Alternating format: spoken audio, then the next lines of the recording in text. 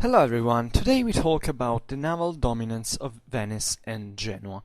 I've already made other videos about the Italian maritime republics. I've created even a couple of playlists, both on medieval Italy and something like about the Italian communes, if I'm not wrong.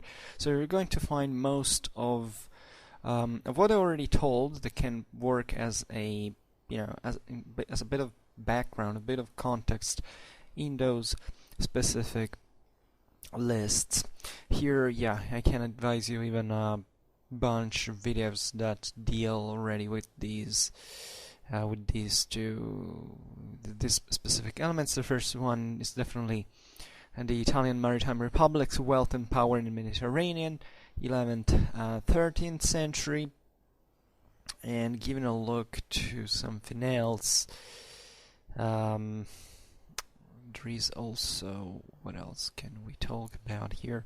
Italian trade and banking in the 13th, 14th century. That is also important. It's a bit more theoretical, but there is. Here's also maritime republics and seamanship in the low Mediterranean. This is kind of interesting, and even talking about the naval technology in general, both in the Mediterranean and in Northern Europe. I made another one on the galleys, that is medieval ships, navigation and nautical science between the 12th and the 15th century. So today we are gonna stick essentially to this, we're trying to answer this question specifically: what is that made Venice, or better, how did Venice and Genoa rose to their naval predominance? Now, this is a complex question actually that should take into consideration also many political, military and social dynamics, because indeed the history of the Italian maritime republics is very it's kind of easier than it looks, but it's still complex, and the essentials have to be gotten right. It's not easy. Let's say that as we've seen in those other videos, the Italian peninsula was developing in some ways, chiefly because of its agricultural surplus, its urbanization that was developing fast, and these coastal centers that first from the south, actually the very beginning of Italian maritime republics started from the south, then it eventually was choked by the Norman conquest, and instead bringing this feudal structure, feudal system, definitely relied also on these coastal centers, but in a certain sense framed them into this baronial rule that was mostly in interland based, let's say, and choked their initiative.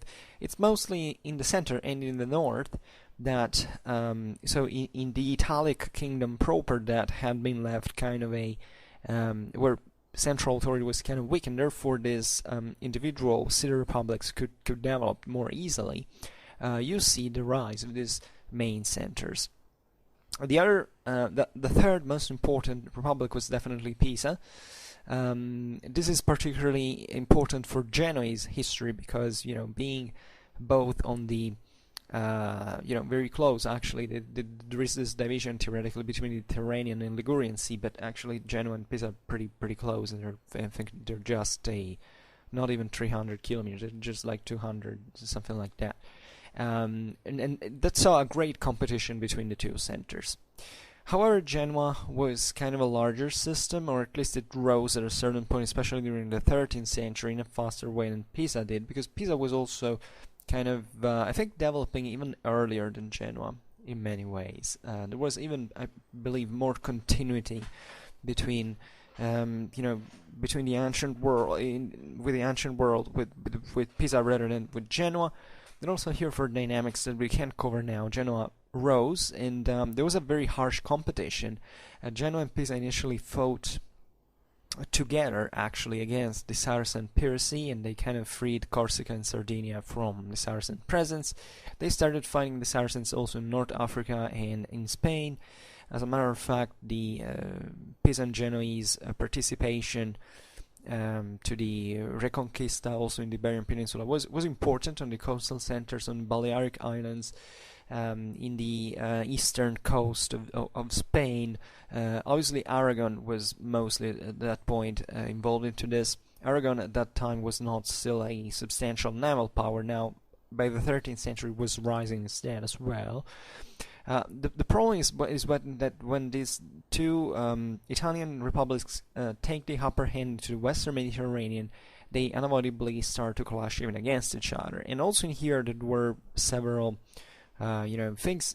History could go in different ways. I mean, famously the battle of the Meloria in 1284 brought to the victory of the Genoese over the Pisans, and this actually didn't destroy Pisa as a maritime republic, but basically made it at that point depending on the activity, on the success of Genoa, and progressively, going essentially after it without at that point any other possible chance of independence, economical independence, because Genoa wasn't conquering Pisa, but at that point it was really the sheer economical weight of the Genoese traffics that was rendering the Pisan activity useless, if not a failure, if it hadn't participated to the Genoese one. Venice had kind of an easier life and a different history in many ways, because Venice was born definitely through the Byzantine channel. There was this favorite preferential way that Venice followed, because it was initially part of the Byzantine Empire proper. Venice was a bit of an exception, because there weren't practically other great centers in the north that had that kind of status. I think Ancona a bit, that also was a competitor of Venice, had this strong ties with the Byzantines and so on, but the situation of Venice is completely unique in its kind, even because of its position, of course. It is in these lagoons that made the city even impregnable from land. This is also a very important character. Back in the day, the Carolingians tried to conquer the Venetian lagoons to the Byzantines. That we think Byzantines, but at this point it was already a kind of a community there, was pretty autonomous. The same term Doge is that was the chief of the Venetian Republic eventually came from the Byzantine dukes. Indeed, was this military tradition of Venice that, by the way, strongly characterizes the military nature, because these weren't counts. These were dukes. So the duke has this more strongly military character. So it was a region of frontier. The Carolingians fought. They got bogged down into the lagoons, and there Pippin of Italy died of malaria trying to fight in those areas. So this is a city that it wasn't even a city at the beginning. Venice was not born like Pisa or Genoa on the substratum of a Roman settlement. The Venetian lagoons were inhabited since prehistory, also in Roman times. So it's the myth that Venice was formed because of the barbarian invasions, and everybody fled to the lagoons is kind of a myth. I mean, I'm sure there was someone who took refuge into the lagoons, but I mean, the settlement actually developed for other reason. Initially, these were kind of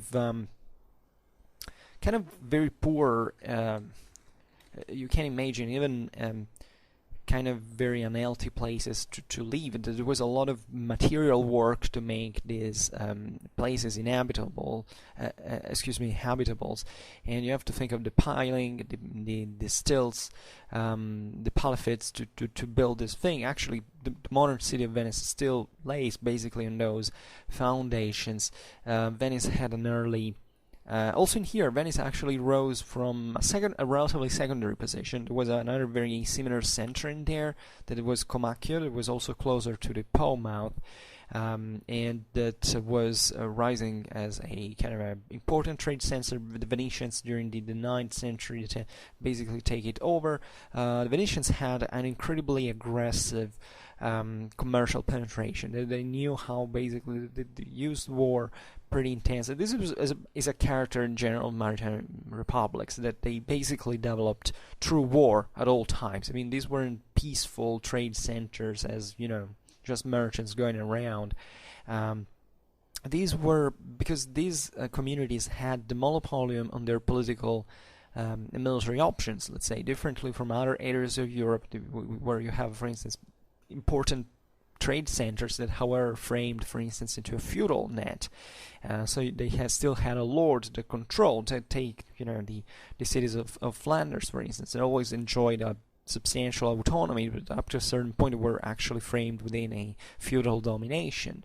That's another story, of course, but Venice was really favored by this. I mean, in already an Italy that was devoid of a central authority, you had this community that was virtually, so close to those tropics, because Venice made a freaking fortune with the trade of salt along the Po River. So with the Po Valley, that was there substantially, but it was far in the sense that the barrier, even the material, the physical barrier that existed, and also ideological barrier at that point between Venice and the mainland was substantial. And Venice always looked more to the east, albeit being a fully Western and entity, if you want. But the objective was Constantinople, the Adriatic Sea, Greece, and Constantinople. That was the target. And if you see how indeed the Venetian Empire developed over the centuries,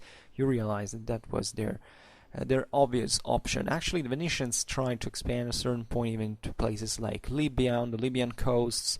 They had this extremely favored relation with Egypt. I made a video recently that is not specifically about Venice. It was the one about the Saracens, rereading the Saracens' slavery periods and trade in the Mediterranean, 7th, 11th century. There is towards the end this part dedicated to actually the very intense interaction of the Italians with the Saracens, also not just in fighting but chiefly in trading, and that explains the origins of the kind of the preferential relations, the favored relations between Venice and Egypt that lasted actually throughout all the whole spectrum of history, through the Fatimids, the Ayyubids, the Mamluks, and so on and beyond.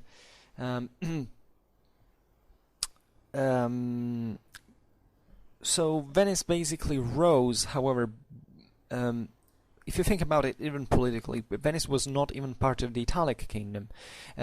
Pisa and Genoa were. Pisa and Genoa were imperial vassals, and they were also very important and instrumental for at a certain point, especially for the imperial intervention into Italy, because they especially were controlling the southern, trying to invade the southern kingdom. Pisa and Genoa had the main naval power that was siding with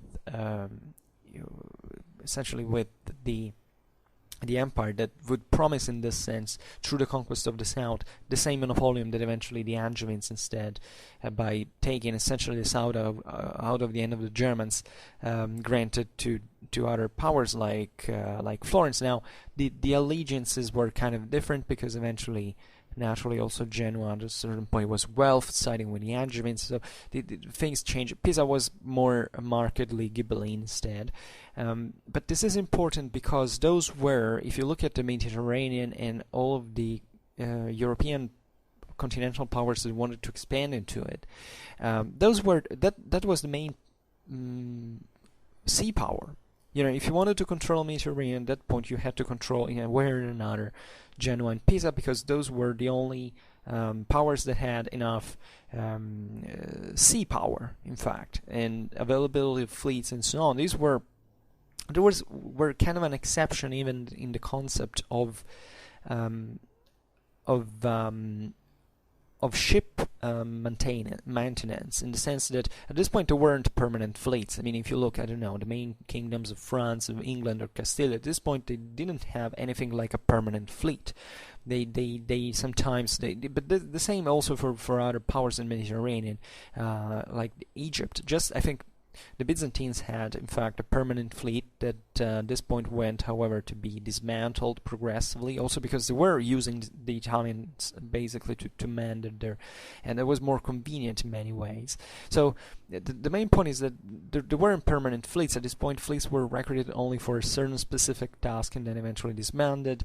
As we've seen, that there wasn't even a very strict differentiation up to the 13th century between, say, war galleys, or at least galleys conceived partly for that specific characteristics, and cargo ships.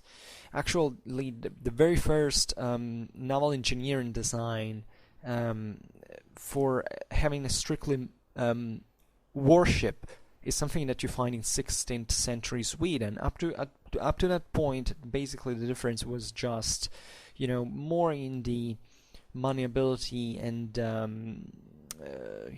than in actual the specialization and the function. Also because warfare was endemic, so basically every ship was kind of equipped for war in some way. But the point I'm making is that while other great kingdoms could basically put together only a few ships for that specific season, for that specific operation, these Italian city republics basically had their kind of virtually permanent amount of galleys, because the majority of the galleys actually belonged to private citizens. So theoretically, this was not the state actually owning them. This is complicated because, especially in a city like Genoa, those families who owned the galleys were the state at the same time, and this was it was partly.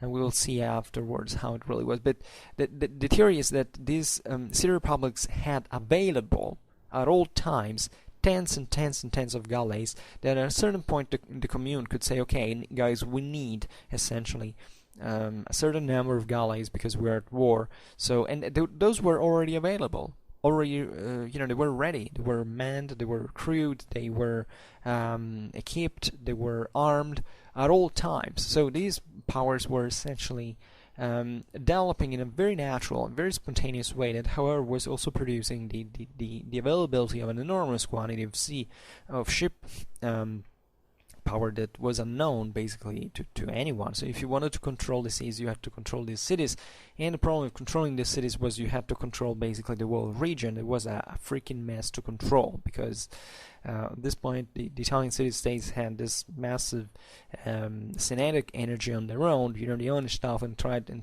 to basically subdue them. It was practically useless.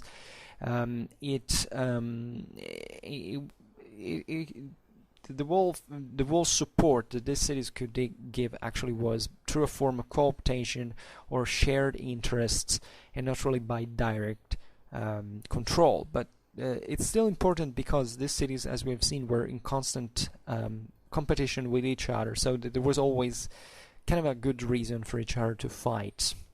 I mean, for all of these to fight against each other at all times, and this could be exploited by other powers who wanted to control their sea power. Venice, instead, was not part of the Italic kingdom. As a matter of fact, it was something, and not even of the Holy Roman Empire.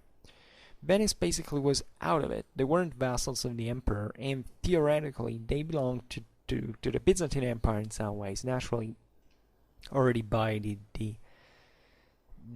it's difficult to tell when basically Venice grew formally autonomous from the Byzantine Empire. Usually there is the Chrysobulla from 1282 that was emanated by Alexius I Comnenus, but granted very wide trade privileges to the Duchy of Venice. But there was nothing formally like the secession from it. It's something simply that happened, and we have to learn history also having very clear in mind what this practically means. At all time, there are certain now we are kind of obsessed by treatises, diplomacy, and that's also how we tend to read history. But actually, the political and military balances at this point were extremely dynamic, extremely fluid, and formalizations were just, in fact, formalizations that of situations that de facto were already existing like that. Excuse me, I drink a little.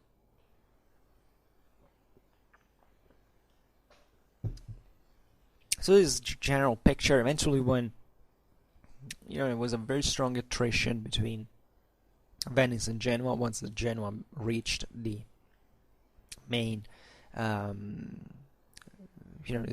defeated the peasants and they went on. The main contrast was essentially for the control of the eastern routes, because that even though Genoa was dwelling into the western Mediterranean, kind of rising, they the main trade was definitely the one with the ports of Syria, Palestine, and Egypt, because those were essentially the at least one of the end branches, let's say, of the eastern routes, of the Silk Road.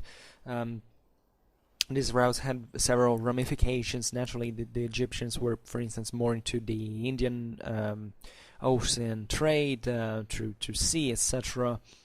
And the Near Eastern routes instead were essentially the main continental ones from the Silk Road. Then the Genoese managed, basically, Venice won over Genoa at a certain point, but Genoese were able at least to maintain a substantial presence aside from Cyprus, also into the Black Sea, both on all the shores, basically, both on the what would be today's northern Turkish coasts and the Crimean Peninsula. There were branches of the Silk Road passing also through there.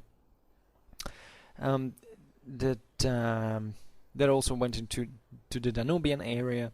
Now, this caused so many other imbalances. For instance, that's the reason why the Hungarians wanted to expand into Romania at one point, because the Wallachians controlled part of this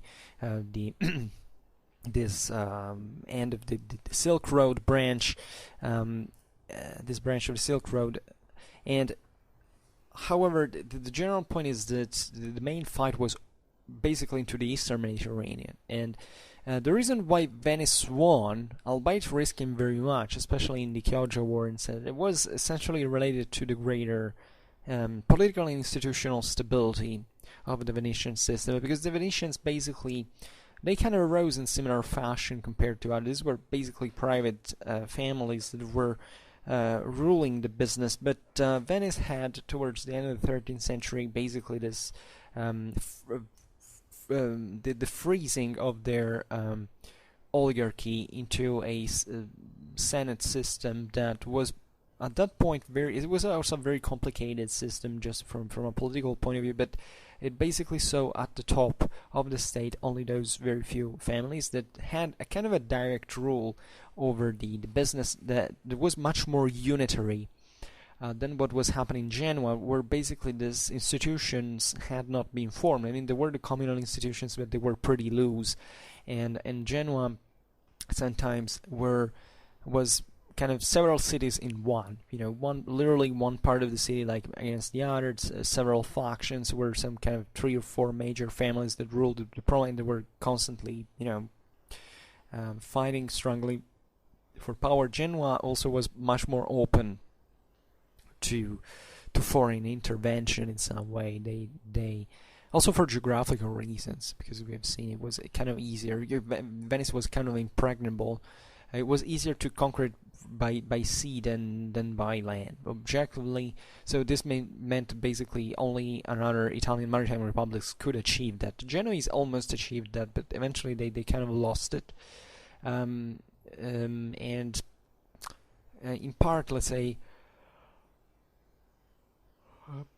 okay, we will talk about that in another occasion, but the result was basically that Venice maintained the dominance into the Eastern Mediterranean and trade routes. The idea of dominance is also very important to analyze from a strictly strategical point of view, because I realized that during my videos I make a certain time the point that there were certain hegemonic powers. But I realized when I talked about for instance, the Angevin Empire. I mean, this French system after, the territorial, at least, conquest or unification, say, of France during the 13th century, after the English defeats and the Albigensian Crusade. Basically, the French had this enormous kingdom, and the Holy Roman Empire was fragmenting. The French managed even to take the Kingdom of Naples. And even basically the Latin East. I mean, when they conquered the Byzantine Empire, thanks to the Venetians in part as well. So they had this enormous system. I sometimes define as hegemonic. Now, for the Middle Ages, you can't really talk about hegemony. Hegemony is a concept that at this point, from a political military point of view, it was impossible to. At the same, we can't talk, especially when dealing with this maritime power of the Italian city republics, of a sort of a capability of projection of one's forces into certain scenarios. This was objectively the thing, because there was nothing like an hegemonic control. I mean, that is clear, for instance, with Venice and Genoa in the Eastern Mediterranean. The Venetians basically were content just to keep the Genoese formally out and not aggressive, to bow them because of essentially economical inconvenience of continuing the war. But they couldn't actually and physically stop the ships there. There were certain points, certain straits, especially certain areas, that in certain periods of the years, knowing the winds and so, were usually maybe finding the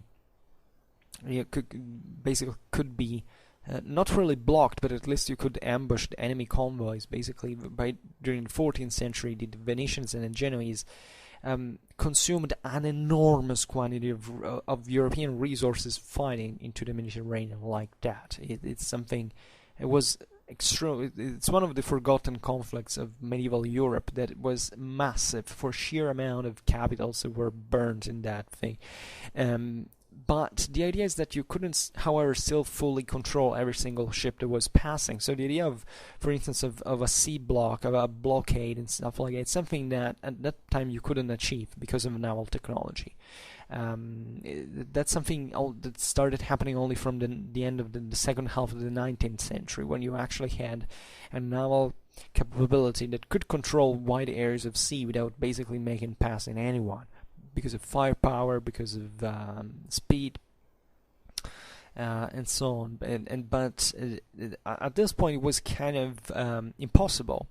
So even the same concept of hegemony is to be refused. If you listen to it in other videos of mine for the Middle Ages, just be aware that I was trying to make a point in the sense that there was a power. It was kind of a very high capability that could control like vast areas of European politics, but it wasn't hegemonic in the sense it could actually control everything in that area, in a given area, especially from a strategical point of view. Then there were other means of control, like we have seen, and definitely the economical convenience was one of them.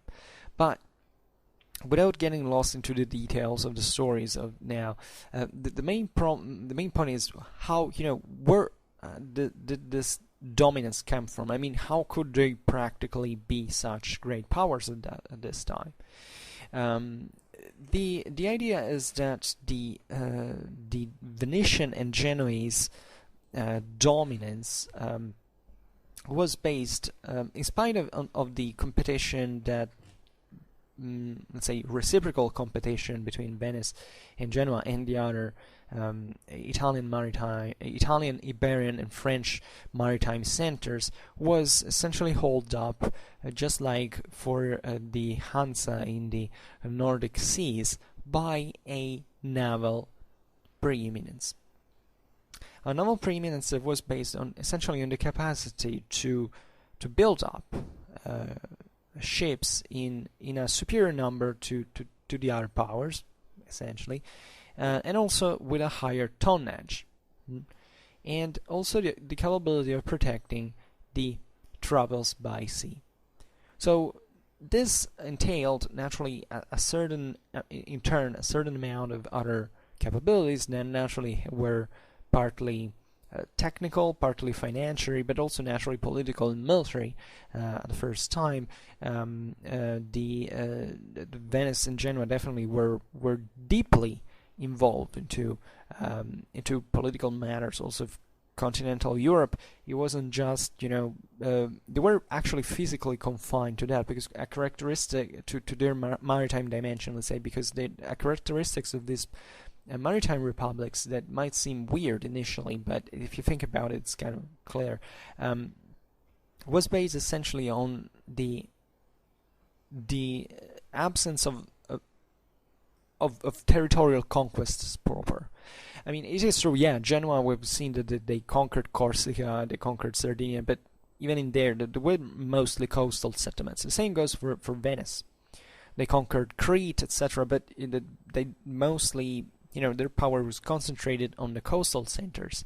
And because these were serving as logistical bases and trade markets, so that was the only aim of the maritime republics.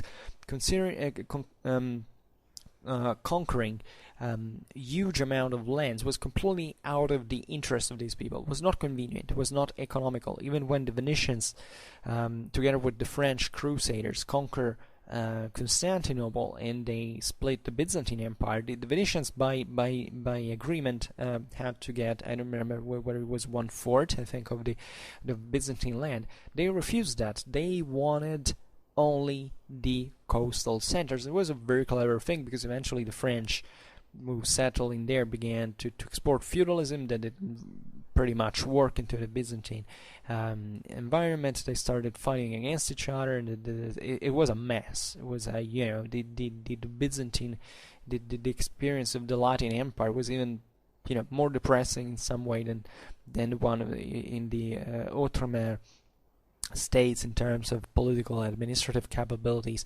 But in the Venetian, because you don't want to spend money, you just to maintain garrisons, to control an area, to get in, to develop. This is perhaps the most important thing. These cities were not interested in developing another political and military class within their domains that could acquire power on its own. Controlling only coastal centers and the profits, trade profits coming from it, they could basically just accumulate a huge amount of money in just buying literally everything as they pleased, without having, certain vassals like other feudal kingdoms had out there that could rebel and basically banish all their force. Naturally, this meant that there was, however, the absence of a terrestrial power that could basically stop eventual invasions. So for Venice, it wasn't much of a problem from a strictly, military point of view. It was a problem actually from an economical point of view. We'll see now how they reacted. For Genoa, the idea at this point was that these cities were also kind of big, so they spent lots of money for their fortification, for their military capabilities. The Genoese basically start even building up a sort of permanent professional crossbow corps that they could send here and there that participated in wars all over Western Europe, and these were they weren't mercenaries like in other places, that just spontaneously went. These were actually official Genoese units that were commanded and sent out there by the Genoese government, a bit like with the Swiss later. Theoretically, these didn't have to sell their services to anyone without the permission of the central government, etc. So there was a problem also defending these cities. Genoa, at this point, considered that the siege of cities proper was something extremely difficult. And very few, if you look at military history at this point, there were very few sieges of cities. I mean, they did exist, but they were extremely costly. Normally, just very strong powers that were either extremely wealthy or extremely, large in power, like entire kingdoms, could afford to make a blockade of a city, especially when this was supplyable by sea. It was extremely complicated. That there is just the think about the even how the Castilians tried that in Gibraltar with Gibraltar Straits against the Moors. It was something extremely difficult. The siege of I think it was the siege of Algeciras that was so extremely demanding at that point. It required, in fact, a naval power proper that was extremely costly, and as we have seen now, even maintaining a fleet at this point was out of the capability of the main for a long time, at least, beyond the capabilities of feudal kingdoms at this point. Excuse me, I drink a little bit. So these cities were counting essentially on the ability, especially of the materiel, that they could spend for their own defense. Venice, at a certain point, starts expanding into inland in northeastern Italy, and the reason why this was done, it's not because they actually feared to be besieged, but because basically the Milanese were expanding into the Po Valley, coming pretty close to the surroundings of Venice, and the main problem there was kind of commercial, because at that point theoretically the Milanese could seize all the major and block the major trade routes and the traffics on the Po Valley, and catching up seizing the salt mines that were controlled by Venice, etc. So at that point Venetians decide to expand into the hinterland, but that was an exception. They arrived pretty close to Milan, and in fact Venice would maintain these territories for basically until the Napoleonian conquest. But just for saying that, it was an exception in many ways, and surprisingly enough, they did pretty well at maintaining those terra firma territories. They were also very well administered, sometimes even better administered than one of other feudal or however eminently terrestrial powers. So these were extremely pragmatic powers in many ways. So in the Ligurian and Venetian shipyard, just like it was happening in the north in cities like Lübeck or Danzig, ever larger ships were being built. So in size and tonnage, etc. And naturally, these required very very high costs that were there because of the presence of large capitals and availability of large capitals. So, and just think about what it meant even to build a ship. Ships were freaking costly. Think about the cost even and all the spin-off and all the amount of people who worked at building a ship. Think about caulking, the ropes, the sails, the weapons, the keels, the harpoons, the catapults. The ships were at this point, something extremely,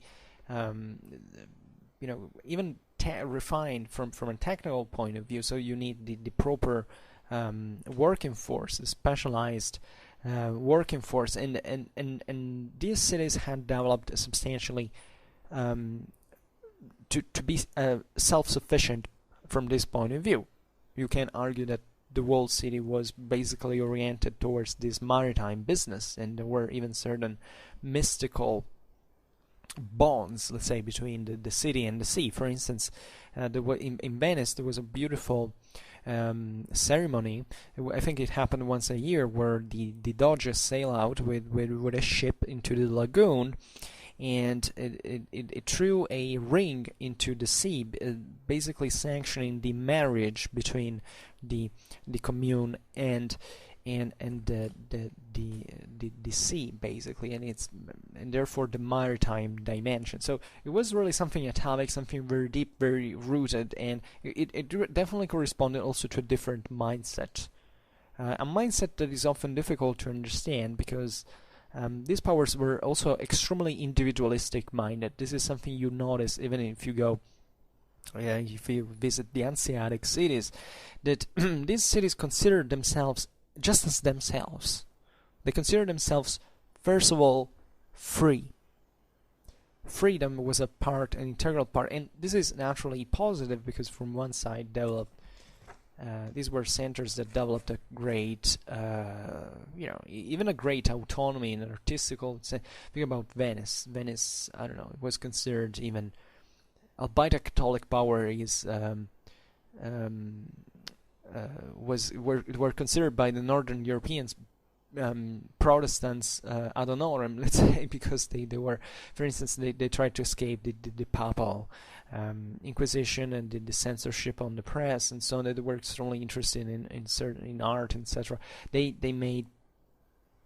But at the same time, they failed in many ways to build something more consistent. I think during the wars of Italy, I think that the Venetian and Genoese sea power, if combined, but it was not the case, would have provided basically nobody could have attacked the peninsula against the maritime sea power combined. I mean, at that point, not even Spain had the capabilities, the logistical capabilities of doing such a thing. Instead, they didn't. They all thought each one about their own business, kind of came together only when there were pretty serious things happening, like the Battle of Lepanto, for instance, where the majority of the fleet was essentially of the Habsburgic fleet was essentially Genoese and Venetian, but the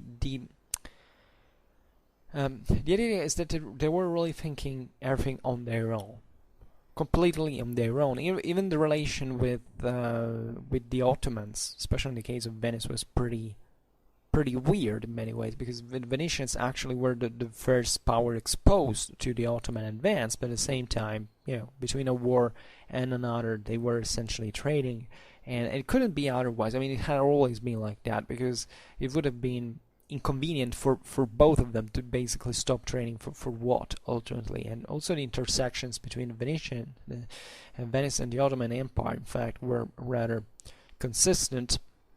I made a video that is entitled "The West and the Erosion of the Roman Empire, 1360-1433 AD," and also the Westerners and the fall of Constantinople. Also, I think the rise of the Ottomans. Yes, I think that you can find it there as well. In those videos, I basically explain a little bit the at least by this time, essentially the late Middle Ages, the relation between the Venetians and the Ottomans, and in a measure which also the Venetians partly backed, together with other powers, including even the Hospitaliers, even the Crusaders backed in part the rise of the Ottomans, something that's very often forgotten in some way. But that makes you understand even how much power existed, and how much influence these powers had eventually on the rise of certain elements that are seen as mostly as the horde coming from the east and the unstoppable force. Actually, no, it was all a balance of power, a balance of tiny things that eventually evolved into something bigger eventually, but that started just like that. So where did the capitals come? Because this is really the point. How was this naval capability really fueled by? How was it financed? Well, essentially you might think, one of the first things was hiring the ships, because this is what it happened. Basically, there was a rent that renting the ship meant equating to pay in part to the city. So everybody will use the ship. They are paid a tax fundamentally to the commune, and being trade so intense, definitely this made a lot of money. But the rents were not even so expensive after all. On the contrary, especially on the long run. So when even when these powers were at maximum of their expansion, actually there was a tendency to the reduction, to the depreciation of the rents, because at that point it was a higher competition. Therefore, something was somewhat more fluid and somewhat more less expensive. But it was rather the same commercial operations that made, especially the transportation of the wares, of the merchandise, of the goods, that made this possible. It was actually the broader traffic that in the sense was and all the spin-off that was related to these trade activities that was developing these centers and attracting people to come there, to live, to trade, to pay taxes, and so on. So at this point, it was a big, as we've seen, a big political gaming as well, because it wasn't just a matter of trade. It was also about forcibly entering into those markets. And as we have seen, these powers had the aggressive capability of doing it, meaning if you don't want to trade with me, I raise your port to the ground, which was really the case. And even in fact, and it is actually, foreign powers were quite happy of these, relatively happy of these Italian merchants to be there, because naturally they revived their coast, their trade activities, and they were necessary somehow. It was, Italian presence was fundamental for the Byzantine Empire from an economical point of view. The Italians were the most dynamic part at this point of the Byzantine society as traders and so on. The Crusader states could be supplied and could exist only because of the logistical support of the Italians, because at that point the Crusaders didn't have other ships. The Crusaders arrived there in the first place through the Genoese and Venetian galleys, because otherwise they didn't have means to do it. And the Italians provided also the material, even the technical capabilities. Sometimes Jerusalem during the First Crusade was captured thanks to the peasant sailors who basically they broke down their ships in order to build a siege equipment through which eventually the Crusaders stormed Jerusalem. The same Egyptians were quite happy of trading with Venice, as we have seen. So there were many kind of influences in this. Even the same Aragonese that were rising as a main trade power, like commercial power, through Barcelona and so on. They were profoundly antagonistic towards the Genoese, especially, but they still cooperated, still had them coming there and to trade with them. Then every once in a while they kicked them out and took their goods and so on. But after all, they had still to trade in many ways.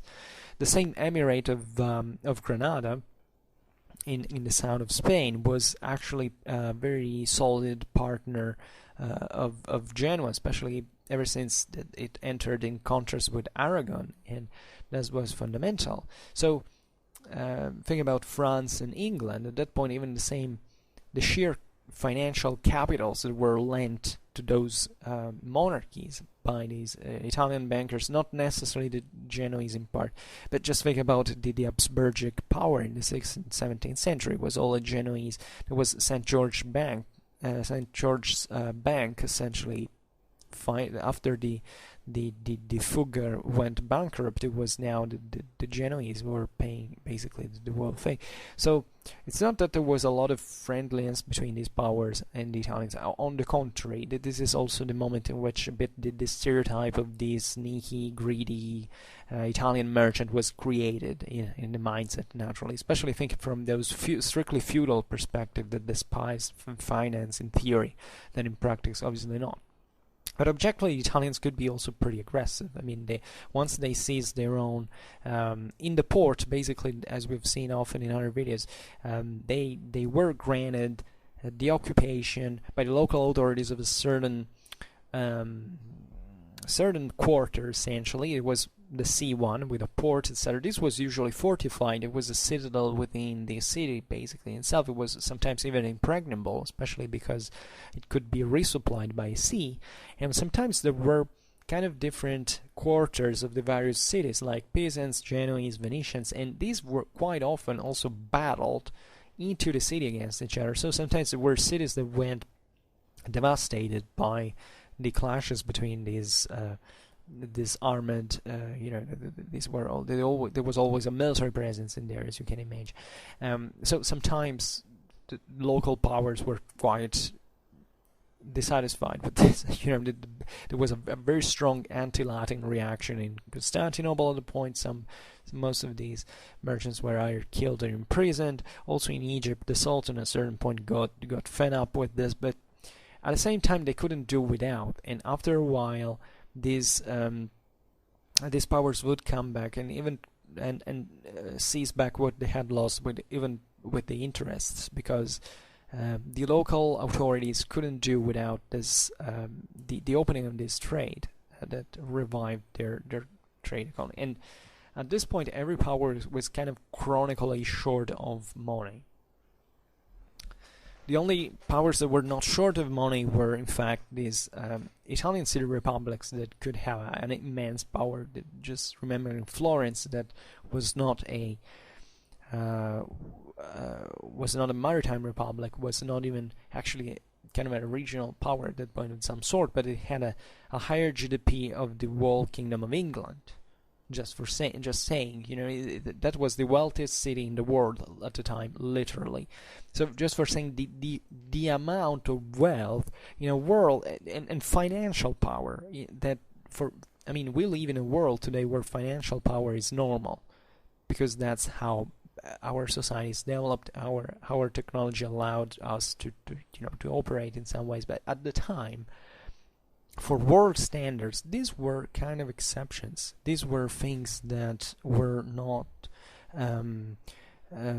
practically not it were unconceivable in many ways. In a world would normally function with a survival rate economy, where the crop rate was something extremely low, it was definitely something extraordinary to have this huge amount of money in the first place. And therefore you understand why even the world economical bands of Europe gravitated essentially around these centers, because those were the ones who could provide the money, and money were desperately needed in a time like the 13th to 14th century. Warfare was endemic, and there was a race, literally. Then eventually the system broke down.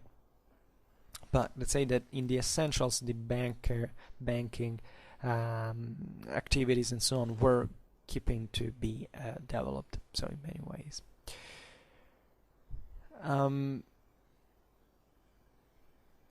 for instance, the inferiority of Aragon, Catalonia compared to Genoa, that was, as we've seen, a traditional competitor, was essentially of naval nature. I mean, Aragon at that time was definitely more powerful than Genoa on land, but on the sea this was radically different. So another very interesting perspective that can be useful in here, just think about how, because we're talking essentially of capitals, right? We're talking about money. So just think now, we kind of even in pop culture, nobody actually cares pretty much about maritime republics. They say, okay, well, yeah, they were just merchants doing them. Just try to think it in thinking about the actual money spent in these activities. Now, I don't have quantitative measures now, but just think about whether if all that maritime power had been invested on land. We actually could see that. We can see that in the 15th century, when the Venetians invaded this land into northern Italy. Basically, they arrived like 20, 30 kilometers from Milan in a very few time. So that can give you the dimension of how, such territorial expansion that was actually something pretty rare at the time, because, territorial expansion took freaking years normally in feudal Europe. It was continuous war for generation and generation now could really be achieved in such a short time thanks to these capitals. So we often look at just the power of a country, just, looking at its extension, but it doesn't make sense, telling the truth. You have to understand it in its actual power, in its actual wealth, in its actual capability of moving political military means. And that is a pretty good way to show it. So in a kingdom like the one of Aragon, Catalonia was incapable of competing with, of surpassing at least Genoa. It was just a city, essentially.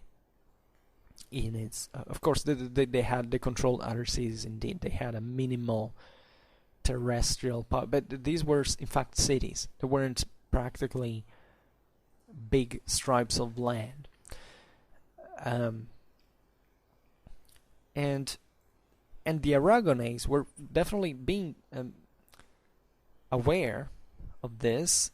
Started especially from the time of King Alfonso V the Magnanimous in the first half of the 15th century to back their design of say Mediterranean dominance, of hegemony, even if we've seen what hegemony should stand for, with a actually stout, firm empowering both of the royal and of the private fleet.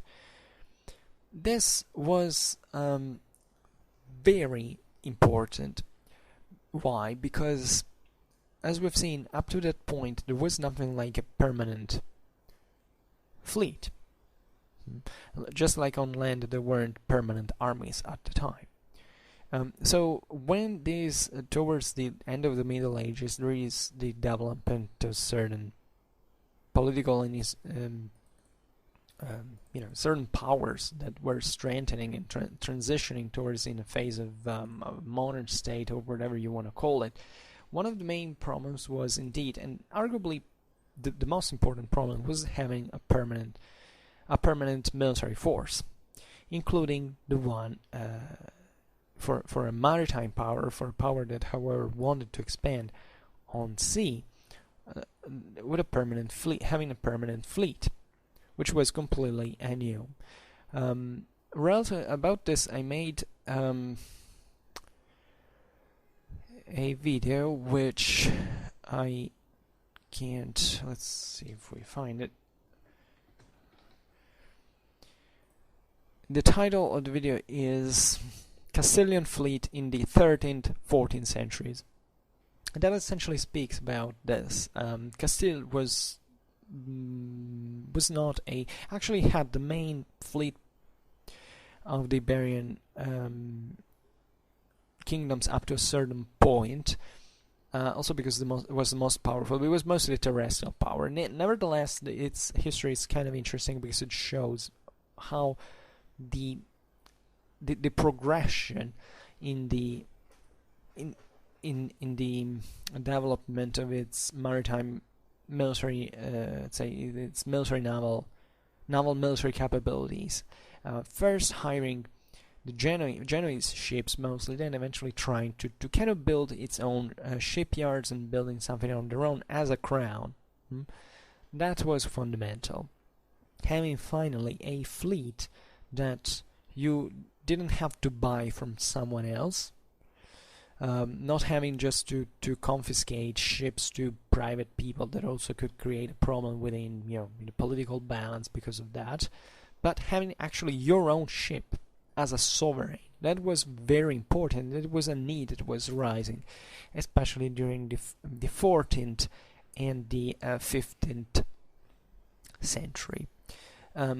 Especially at that point, there was also an increased need of having larger ships and kind of differentiating the typology. It wasn't much about having simply a military power. It was also especially having a trade power, which entailed the construction of larger ships. Therefore were more costly, but they could launch a higher load of goods, and therefore increasing the profits. But naturally, you have to imagine that these ships would be the target. These cargo ships would be the favorite target of other more of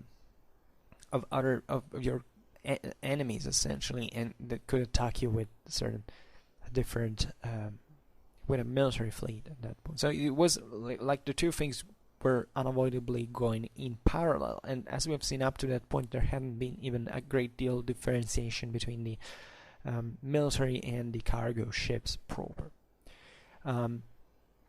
Because at this point trade was evolving in a very structural way. I mean, initially speaking, the main profits had been achieved through the traffics of spices and of the silk. This was the main, it's how the Europeans initially started to trade in, because that was the most profitable thing coming from the east.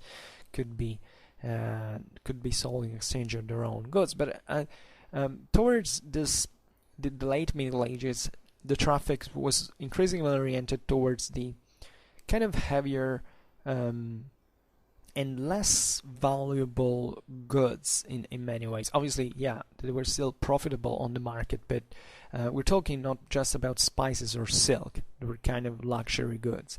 But we're talking about clothes, so not expensive, not luxury clothes, also wools, cotton, wine, grain. So all products that were to be exported en masse, and therefore also, it had to be transported physically into larger quantities, and to reduce the expenses, this had to be lodged into larger ships in practice to make it quicker. So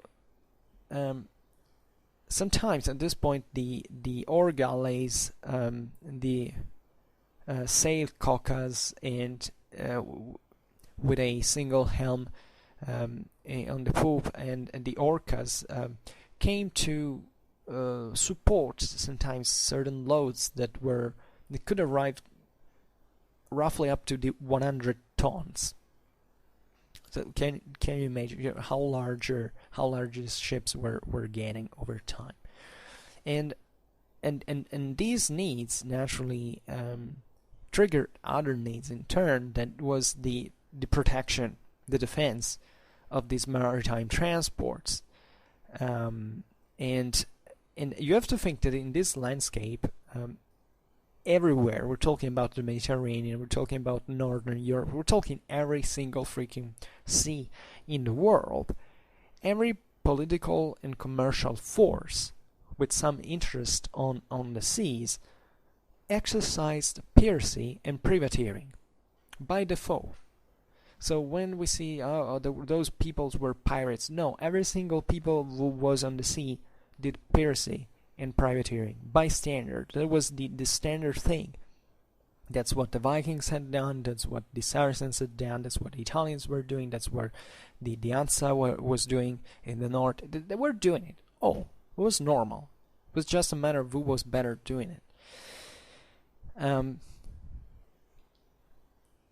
So this entailed many things. From a strategical point of view, for instance, it brought to the necessity of certain docking points that had to be close enough one to the other. This was very important because of the naval technology of the time. Ore galleys necessitated for the crews to land, or at least to stop every day to rest. So at this point there was a cabotage. The ships still largely traveled by along the coasts. So with coastal navigation, and they had to stop every day. So you needed, as a power, certain safe docking points that you had to secure in some way. So they were in correspondence of certain citadels or however garrisoned areas. It also depended what the interland area was really about. Naturally, also the galley and the crew. There were certain marines on board. Of course, they could protect even both on sea and on land these the ships, but at a certain point you also needed to be resupplied. You needed fresh water, you needed food. Water occupies an enormous quantity of volume, so you were kind of obliged to stop, and this created all these, say, logistical problems that we are exposing. Another fundamental need that is kind of obvious, but it doesn't have to be underestimated, was the maritime military ability of the captain and the crew. I was reading about early 14th century Venetian, say 13th, 14th century Venetian military capabilities. It seems something you wouldn't expect, actually, especially from Venice, that at that point most of Venetian amphibious operations ended up in disaster. I mean, they seemingly weren't quite good at that point. Naturally, obviously, not that all of them happened, but there was this curious notice, and for the Venetians at that point were arguably the best sailors. They also had the highest military technology out there, together with the Mamluks. Were sometimes disorganized, and this was mostly due to poor leadership or simply some political problems, or just misfortune, which could happen all times. But in general, if you think about it, you need good admirals, you need good captains, you need crews that are trained, that are properly equipped. The Venetian legislation definitely regulated even the armament of the marines that had to be embarked with the galleys, and everything was naturally aimed at being at the highest efficient level for any convenience. So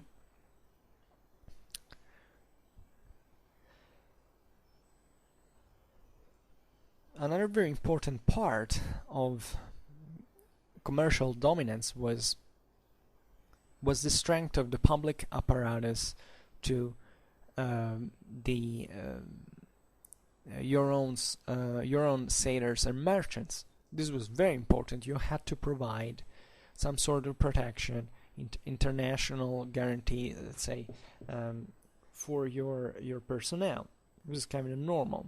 It was normal how were merchants protected, for instance. Well, because if something happened to them at this point, especially in Italy, there were certain special laws that basically said, okay, it was a sort of international law at that point. If you wonder why the Renaissance was born in there, it's the idea was that if a merchant was a very corporative mindset. If a merchant of your city was robbed, let's assume, so they had lost some capitals. First of all, there was some kind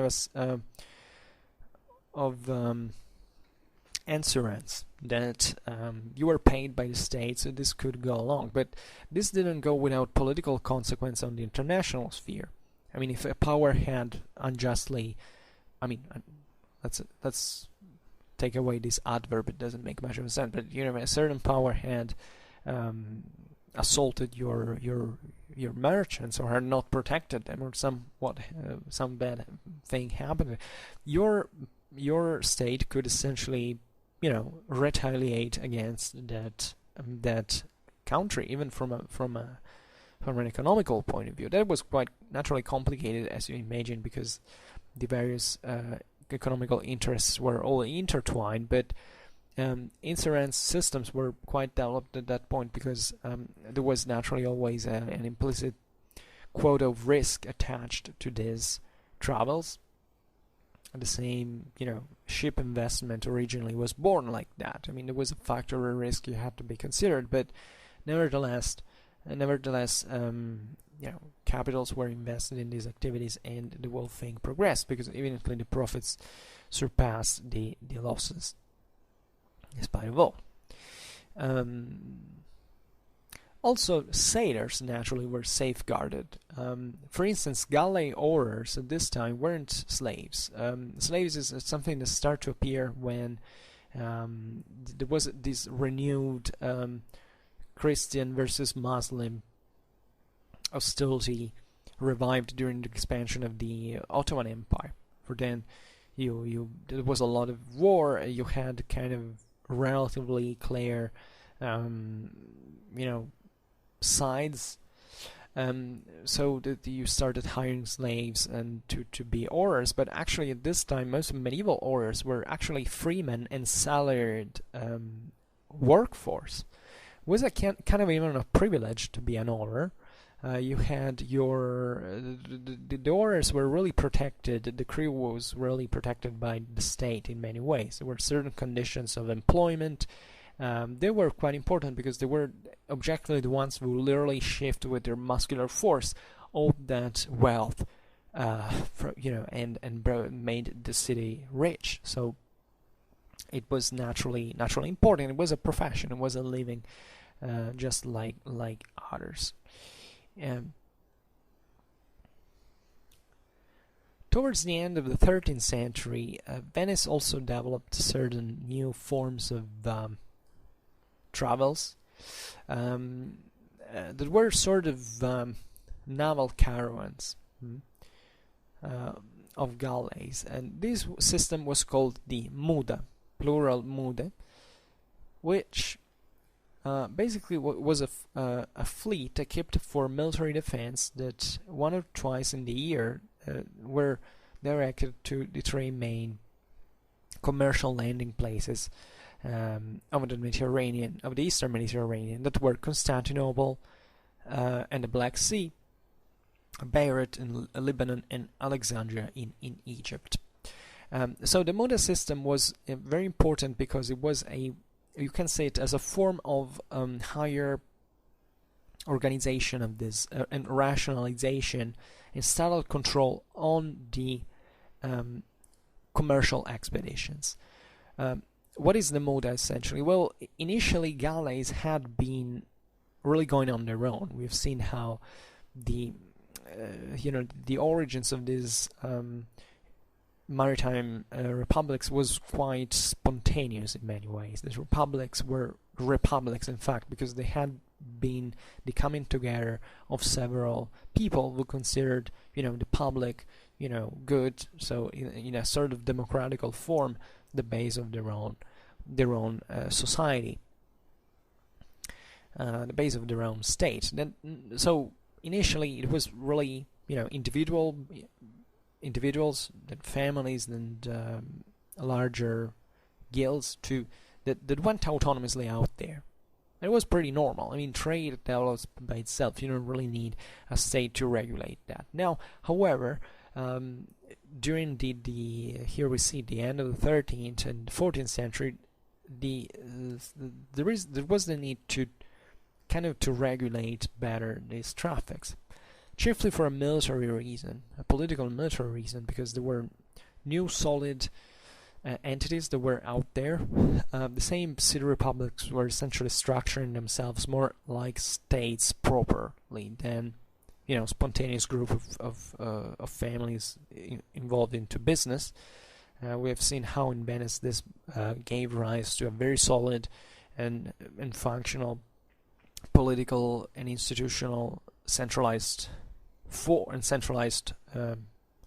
form of government, and therefore now the state was increasingly involved into the protection of these expeditions, because basically now there were the Muda system was a caravan of cargo ships that were assisted by certain military galleys, for their defense. So these were great convoys that naturally also were, the larger they were, the easier that they were protected from a military point of view. I mean, The bigger the fleet was, naturally, the more you had to put up larger fleets to counter it.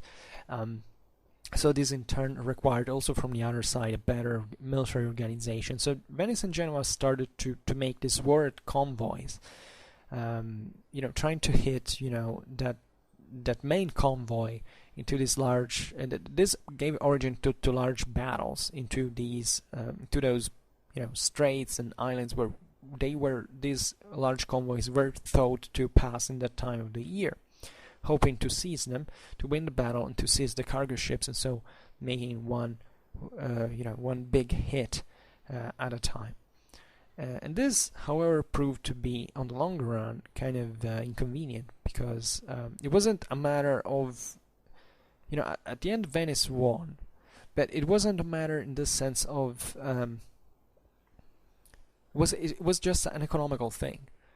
These traffics could go on as long as it was profitable, as long as the risk and the losses didn't exceed the profits and the benefits.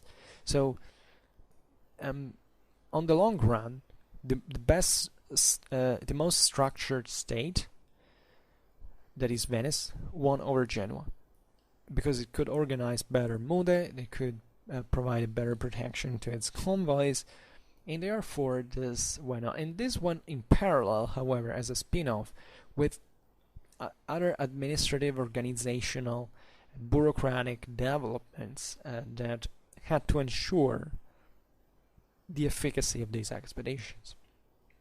So this is also how the Renaissance was formed in many ways, how the modern state was starting to be conceived. Because this couldn't go just like individual merchants, this now had to be large enterprises that had to be regulated by the state, and for the assistance of these merchants in their travels and so on. And naturally these modes started to equate also to something greater, because naturally it wasn't just about the travel, it was also about the interaction between the city-state and other powers. Like these modes were kind of organized also on the base, what is the political situation out there? Is that power friendly or enemy? Can we trust them or not? Is it more profitable to go here and there? And if we make this choice, where there'll be a retaliation or not? So everything was extremely complicated. Diplomacy had also a big deal to do with this as well. And this is how this was going on, basically. And as we've seen, the main targets were these eastern ports of either Constantinople, the Black Sea, Lebanon, or Egypt, where the main traffics were still passing through. And okay, so I think that this was kind of it. I don't think we have to add much more. Naturally, as you understand, always in these videos, I still make kind of general considerations. I mean, it's not really the detail, but I think getting the bigger picture first is kind of essential, and it must be done in some way profitably. Alright, so for now, I hope that you enjoyed this video. If you did, please share it, otherwise leave a like or subscribe to my channel if you're interested in my upcoming contents. And for now, I thank you heartily for listening to me. I wish you a nice time and see you next time. Bye.